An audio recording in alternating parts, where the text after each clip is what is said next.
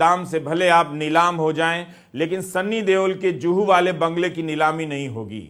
अगर आपने बैंक से लोन लिया है और नहीं चुकाने पर बैंक वाले आपके घर आ धमके हैं, तो आप उनकी बात सनी देओल जी से करा दीजिए। हो सकता है कि आपके घर की नीलामी रुक जाए। आपको पता होना चाहिए कि बैंक ऑफ बड़ौदा ने नोटिस निकाला था कि सनी देओल ने 56 करोड़ के लोन नहीं चुकाए हैं, तो उनके जुहू के बंगले की ई नीलामी होगी।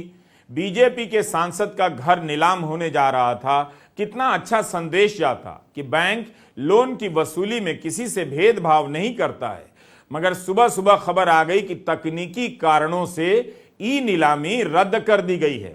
यह खबर इसी देश की है, गुजरात की है, पिछले साल अप्रैल की है। 31 पैसा नहीं चुकाया था, ध्यान से सुने, 31 पैसा नहीं चुकाया था तो भारतीय स्टेट बैंक ने प्रमाण पत्र जारी नहीं किया।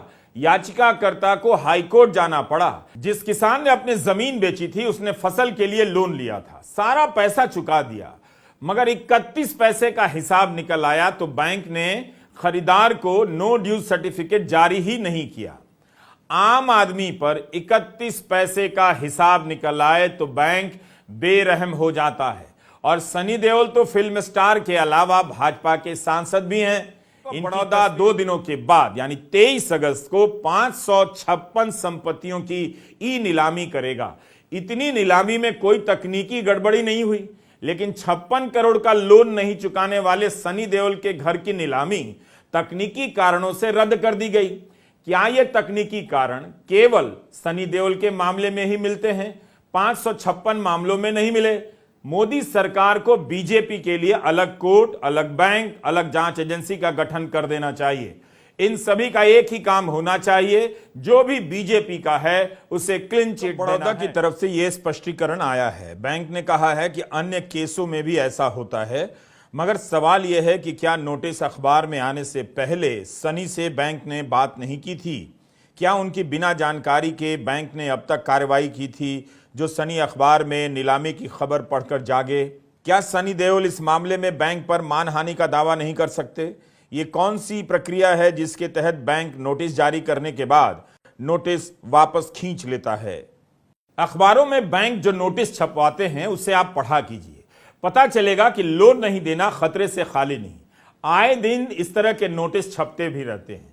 बैंक वाले तो कई बार लाउडस्पीकर और ढोल लेकर पहुंच जाते हैं और कर्जदार का नाम मोहल्ले में पुकारने लगते हैं, भाएं भाएं धाएं धाएं करने लग जाते हैं। लेकिन क्या आपने कभी उन लोगों का नाम जाना है जिन्होंने 2014 से लेकर मार्च 2023 तक 14.5 लाख करोड़ के लोन नहीं चुकाए? सरकार इनके नाम नहीं बताती है। इनमें से मात्र 2 लाख करोड़ की ही वसूली हुई है अभी तक। यह आंकड़ा सरकार ने दिया है। जब लाखों करोड़ रुपए के लोन की वसूली नहीं हो सकी है, तो 56 करोड़ के लोन की वसूली के लिए बीजेपी के सांसद का घर नीलाम हो जाएगा? थोड़ा तो दिमाग लगाइए। तभी 56 करोड़ का लोन 56 इंच वाले पर भारी पड़ गया।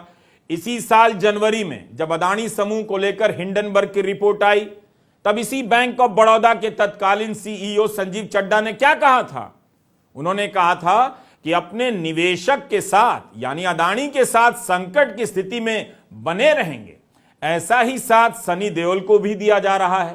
काश आम लोगों को भी बैंक की मेहरबानी का लाभ मिलता। 23 अगस्त को होने वाली 556 संपत्तियों की ई नीलामी रद्द हो जाती, मगर ऐसा तो होगा नहीं। इसीलिए इस ई नीलामी की सूची से आपके लिए कुछ कहानियां निकालकर लाया हूं। दिनेश छगन रानोलिया सूरत जिले के निवासी हैं। 27 लाख का लोन नहीं चुका सके। 23 अगस्त को इनकी संपत्ति की ई नीलामी होने जा रही है। सूरत जिले के ही विक्रम सिंह जडेजा पर 2.25 करोड़ रुपए का बकाया है। इसे हासिल करने के लिए इनकी 3 दुकानों की नीलामी कर दी जाएगी। सूरत जिले के नैतिक हिरेन भाई लखानी पर 60 लाख बकाया है। 40 लाख की संपत्ति नीलाम होने जा रही है। ये सारे मामले बैंक ऑफ बड़ौदा के हैं। इनकी नीलामी तकनीकी कारणों से रद्द नहीं हो रही है, जो 23 अगस्त को होगी। अहमदाबाद के पारस दीपराम सुथार पर 6.5 लाख से अधिक का लोन है।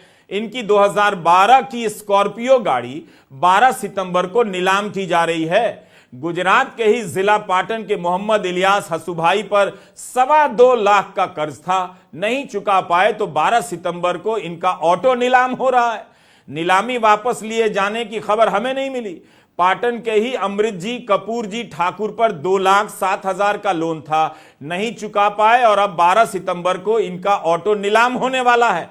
लेकिन सनी देओल का मकान बच गया, जुहू का बंगला और उसकी नीलामी रद्द हो गई। सूरत के हीरा व्यापारियों की हालत तो वैसे भी खराब है।